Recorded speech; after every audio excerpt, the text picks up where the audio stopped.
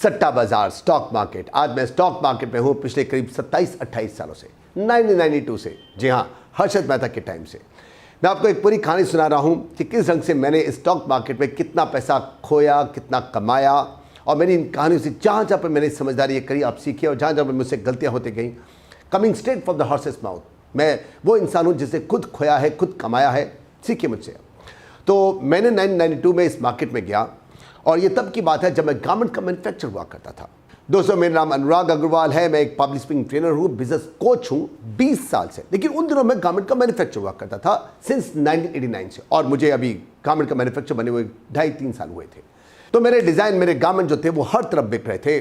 और साफ सी बात है, जब तुम्हारे डिज़ाइन बिकेंगे, तुम्हारे गारमेंट बिकेंगे, ऑल ओवर इंडिया के अंदर बिकेंगे, तो ऑब्वियस सी बात है तुम्हारे पास मुनाफा तो होगा। मेरे पास मुनाफा था।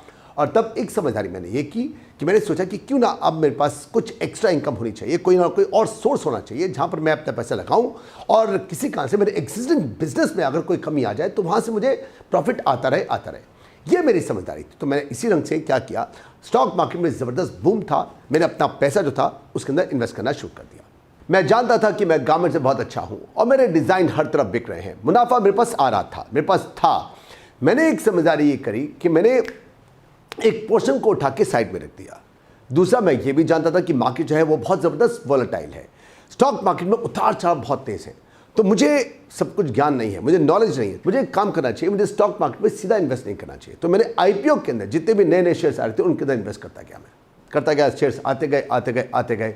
और जैसे ही हर्षद मेहता का जो ये कांड था ये खत्म हुआ, स्टॉक मार्केट पूरी की पूरी क्रैश करी, और मेरे सारे शेयर जो थे वो 6 लाख रुपए के रह गए, मुश्किल थे 40-50-60 हज़ार रुपए के। मैं एक ऐसा लेसन सीखा कि मैं उस मार्केट में लौट करके कई सालों तक नहीं आया। ये कहानी खत्म हो गई।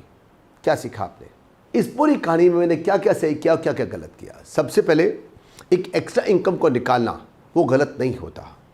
स्टॉक मार्केट में आना वो गलत नहीं होता। गलतियाँ क्या थी? एक, अगर नुकसान हुआ है तो उससे सीख करके वहाँ पर रहना चाहिए था मुझे। मैं वहाँ से भागा, ये मेरी गलती थी।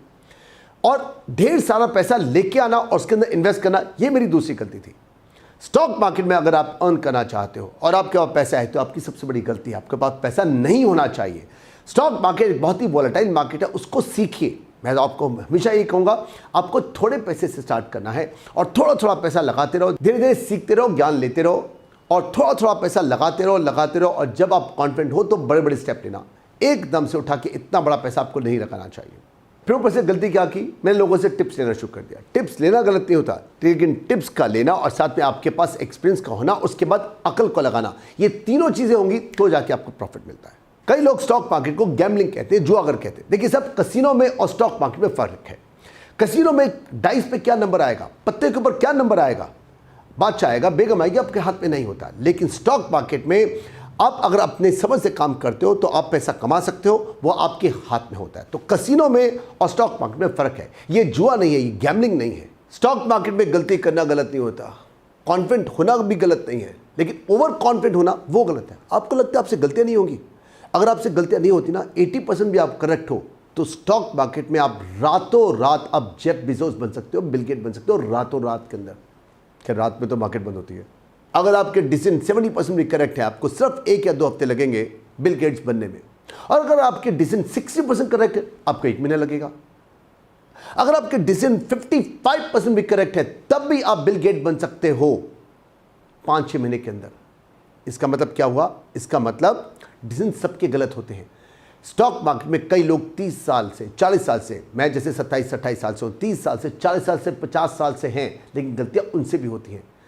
गलतियां होना गलत नहीं है, कॉन्फिडेंट होना स्टॉक मार्केट में कुछ एक टाइम के बाद गलत नहीं है। ओवर कॉन्फिडेंट होना वो गलत है, बड़े बड़े स्टेप्स लेना वो गलत है।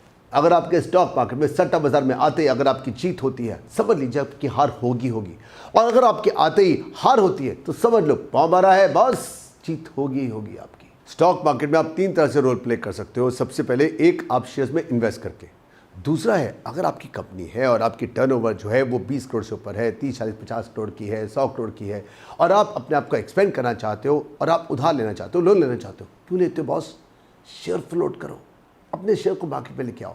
मैं आईपीओ स्पेशलिस्ट हूँ, मैं एक बिजनेस कोच हूँ, आइए बैठ के बात कीजिए मुझसे। तीसरा, आप बन सकते हो स्टॉक ब्रोकर। मैं मानता हूँ स्टॉक ब्रोकर बनने में बहुत पैसा लगता है, सब ब्रोकर बन जाओ, ऑथराइज पर्सन बन जाओ। केतन बारिक क्या था? स्टॉक ब्रोकर ही तो था। हर्षद मेहता क्या था? स्टॉक ब्रोकर ही था। जितनी नॉलेज आपको स्टॉक ब्रोकर या सब ब्रोकर या ऑथराइज पर्सन बन के मिल सकती है, कभी नहीं मिल सकती। आपको एक अच्छी टिप दे रहा हूं मैं, जैसे ही आप शेयर को खरीदते हो उसी वक्त उसका स्टॉप लॉस और प्रॉफिट को उसी वक्त बुक कर लो। ये क्या होता है? हम लोग शेयर को खरीदते हैं और उसी वक्त सोचो कि कितने परसेंट पर ये शेयर जो है वो ऑटोमेटिकली बिक जाए। 2 या 3 या 4% के बाद ऑटोमेटिकली बिक जाए। उस ऑटोमेटिकली बिकने को कहते हैं स्टॉप लॉस। होता क्या है हमारे साथ में, हम लोग सोचते हैं कि ये शेयर अभी गिरा है ना, ये अब और नहीं गिरेगा, अब ये प्रॉफिट आएगा, ये प्रॉफिट में आएगा।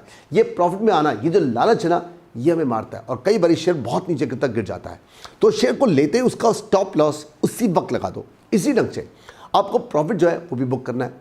हमें ये लगता है अगर प्रॉफिट आया है अभी और आएगा, अभी और आएगा, ये लालच फिर हमको मारता है। तो शेयर को खरीदते ही आपको प्रॉफिट को बुक कर लेना और साथ में अगर आप स्टॉप लॉस लगा दोगे तो आपके नुकसान बहुत कम होंगे, प्रॉफिट होने की संभावना आपकी कहीं ज़्यादा है। बॉस, मैं आपसे क्वेश्चन पूछता हूँ। 3 ब्रदर हैं। एक ब्रदर है जो कि टिप लेता है और इन्वेस्ट करता है, क्या वो अर्न करेगा?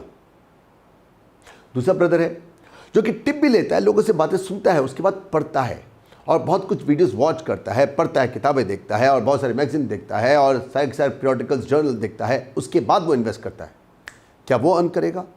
या तीसरा एक और ब्रदर है जो कि लोगों से सुनता भी है, उनके टिप्स भी लेता है, सारे के सारे पीरियोडिकल्स, जर्नल, सारे बुक्स, मैगजीन सब को सब पढ़ता है वो, और साथ में उसने पास्ट एक्सपीरियंस में जो भी उसने गलतियां की थी, जो जो उसको सक्सेस मिली थी, उन सबको ध्यान में रख करके सब बातों करने के बाद वो इन्वेस्ट करता है। कौन अर्न करेगा? ऑब्वियसली तीसरा ब्रदर। हो सकता है आपको लगे कि इसमें बहुत टाइम लगेगा। हाँ, कोई टाइम था, मुझे टाइम लगता था, लेकिन अब कोई टाइम नहीं लगता। और खासकर जब से मोबाइल ऐप्स आ गई, आपको करना क्या होता है, मोबाइल ऐप खोलो और दिन में 2-2, 3-3, 4-4, 5-5, 6-6, 8-10 बार जाना पड़ता है। टोटल में जाकर निकलने में कितना टाइम लगता है? आधा मिनट, 1 मिनट, 2 मिनट, बस इसी में आपको सारे के सारे पता लग जाता है क्या करना है, क्या नहीं करना। एक दिन में 10, 12, 15 मिनट अगर आप लगाते हो ना, बहुत आराम से आप बहुत कुछ कर सकते हो। एक और गलती जो मैंने की थी और बहुत लोग इस गलती को करते हैं, वो क्या होती है? यार कुछ मिला तो ठीक, नहीं तो अपना धंधा तो चल ही रहा है ना।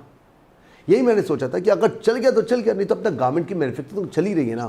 बॉस, ये आपकी उम्मीद नहीं, आपकी जिद होनी चाहिए। जिद होनी चाहिए पैसा कमाने की, कि चाहे कुछ भी हो जाए, I have to burn my ships. अब जानते हैं इस टर्म को, बर्न माई शिप्स? एक राजा था फ्रांस के अंदर, 400-500 साल पहले की बात है, और सत्य कथा है, सही बात है ये। उसने एक बार एक राजा के ऊपर, एक टापू के ऊपर अटैक किया। अपने साथ में वो 600 सोल्जर लेके गया था 2 शिप में। सामने वाले राजा के पास 10,000 सोल्जर्स थे। अब जैसे ही इसके सोल्जर्स को पता चला कि सामने 10,000 की फौज है, वो सब के सब घबरा गए, डर गए।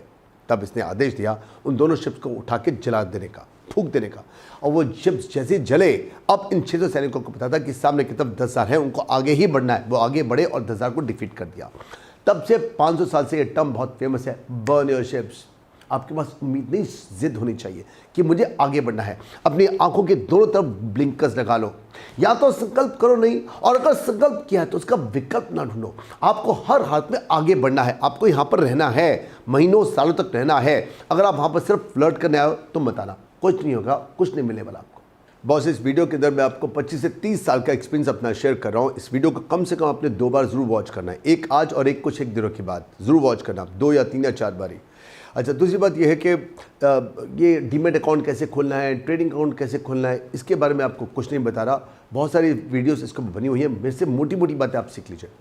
फिर उसके बाद एक और क्वेश्चन आता है कि आपको बैंकों के थ्रू करना है, क्योंकि आप डायरेक्ट शेयर नहीं खरीद सकते, तो आपको बैंकों के थ्रू करना है या स्टॉक ब्रोकर पर जाना है। बैंकों के थ्रू करोगे, वहाँ पर बैठने की कोई जगह देते नहीं है लोग यूजुअली, और साथ में कमीशन भी थोड़ी ज़्यादा होती है। और जो ब्रोकर्स होते हैं ये आपको बैठने की जगह देते हैं, आपको उधार भी देते हैं और बहुत तरह तरह की आपको फैसिलिटी देते हैं।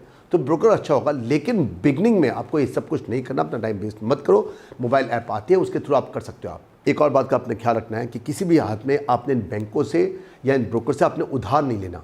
ये लोग उधार देते हैं और बहुत मोटा आपसे इंटरेस्ट लेते हैं। आप कई बार ये सोच करके कि इस स्टॉक के अंदर प्रॉफिट है, मैं उधार ले लेता हूँ, आपने नहीं लेना, आप फंसोगे, मरोगे किसी भी हाथ में। आपने ये नहीं करना है। 2 फ्रेंड्स हैं, एक है राहुल और रोहन, दोनों के दोनों 5,000 रुपये निकालते हैं। मैं आपसे पूछता हूँ, मुझे बताइए, राहुल जो है वो क्या करता है कि वो 5,000 रुपये लेता है और सोचता है कि अगले 2 साल तक मैं और पैसा नहीं लगाऊंगा, मैं इसी 5,000 को 10,000, 15,000, 20,000 करूंगा। बताइए, ये स्ट्रेटजी ठीक है या रोहन की स्ट्रेटजी ठीक है? वो कहता है कि 5,000 से ही स्टार्ट करूंगा, एक्स्ट्रा मनी से ही स्टार्ट करूंगा, लेकिन जैसे जैसे पैसा आता जाएगा मैं इसमें थोड़ा थोड़ा थोड़ा थोड़ा थोड़ा थोड़ा पंप करता रहूंगा। बताइए कौन सी स्ट्रेटजी सही है। मैं कहूँगा दोनों के दोनों ठीक है। देखिए, अगर आप बहुत ज़्यादा सेफ प्ले करना चाहते हो और आपकी उम्र जो है वो 40 साल से ऊपर की है, तो ऑब्वियसली आपको फूक फूक के कदम आपको रखने हैं। लेकिन अगर आप यंग हो और आपके पास पैसा थोड़ा सा एक्स्ट्रा है, तो आपको थोड़ा सा रिस्क तो उठाना ही पड़ेगा। Excess of everything is bad. अगर आप बहुत ज़्यादा पैसा लेके आते हो, स्टार्टिंग में आप पैसा लगाते हो, गलत है। और बहुत ज़्यादा स्लो चलते हो तो वो भी गलत है। इतना टाइम नहीं है हमारे पास, वो ये वन लाइफ ओनली। पैसा कमाना जरूरी है। मैंने आपको कहा था ना, आपको उम्मीद नहीं, आपको जिद रखना है। जिद रखना है आपको पैसा कमाने की, तो थोड़ा सा रिस्क तो उठाना पड़ेगा। हद पार स्लो आपको नहीं चलना। ये जितनी भी कंपनीज हैं जो अपना आईपीओ निकालती हैं, जिनके शेयर्स निकले हुए हैं, इन सब की नज़र जानते किस पर है? और जो ये स्टॉक ब्रोकर है, जो सब ब्रोकर है, जो ऑथराइज पर्सन है, इन सब की नज़र किस पर है? जानते हैं? आप पर। आपके पास पैसा है, सबकी नज़र आपके ऊपर है। अगर आप किसी आईपीओ के ऊपर इन्वेस्ट करने वाले हो तो डॉक्यूमेंट्स को पूरा पढ़ो। उसके प्रमोटर कौन है, कितनी पुरानी कंपनी है, कितना प्रॉफिट में है।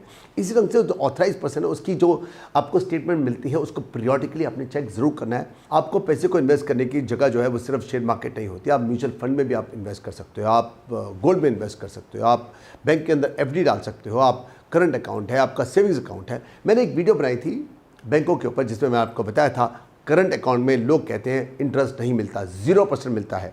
लेकिन जो व्यापारी हैं उनमें से बहुत कम व्यापारियों को ये पता है कि 2 ऐसे बैंक हैं जहां पर करंट अकाउंट में भी इंटरेस्ट मिलता है। एक है येस बैंक, जिसके बारे में अभी बिल्कुल नहीं पता कि वो डूबेगा, वो चलेगा, और दूसरा है कोटक बैंक। मैंने इसके ऊपर वीडियो बना रखी है, उसका मैं आई लिंक में जाके आप उसको चेक भी कर सकते हो।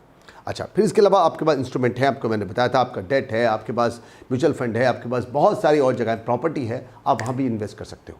अंत में मैं आपको बताता हूँ हमारे दोनों कोर्सेज के बारे में। अगर आप अपने बिजनेस को बढ़ाना चाहते हैं या एक अच्छे स्पीकर बनना चाहते हैं, तो ऊपर लिखे हुए नंबर पे आप कॉल कर सकते हैं। हमारा बेंचमार्क फॉर बिजनेस वर्कशॉप, जो कि उन बिजनेस ओनर्स के लिए है जिनकी एनुअल टर्नओवर जो है वो 50 लाख से ज़्यादा है और 250 करोड़ से नीचे की है। अगर माइक्रो बिजनेस है, 50 लाख से नीचे का है, तो मैंने आपको बताया है मैं इसका स्पेशलिस्ट नहीं हूं। और वहीं पर अगर आपका बिजनेस जो है वो 250 करोड़ से ऊपर का है, तो मैं उसका भी, यानी कि लार्ज एंटरप्राइज है, तो उसका भी मैं स्पेशलिस्ट नहीं हूं।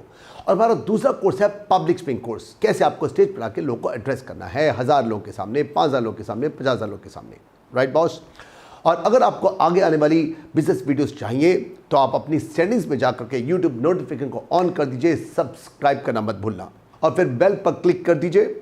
अगर आपको लगता है कि आपके किसी दोस्त को इस वीडियोस की सख्त ज़रूरत है, तो ऐसे अपने व्यापारी दोस्तों के साथ में इस वीडियो को शेयर करना बिल्कुल मत भूलिएगा आप लोग। और मैं आपको इसी प्रकार के व्यापार से और पब्लिक से रिलेटेड जितनी वीडियोस हैं, मैं ला के आपको देता रहूँगा। अब शब खैर, बी सिंह, गुड नाइट।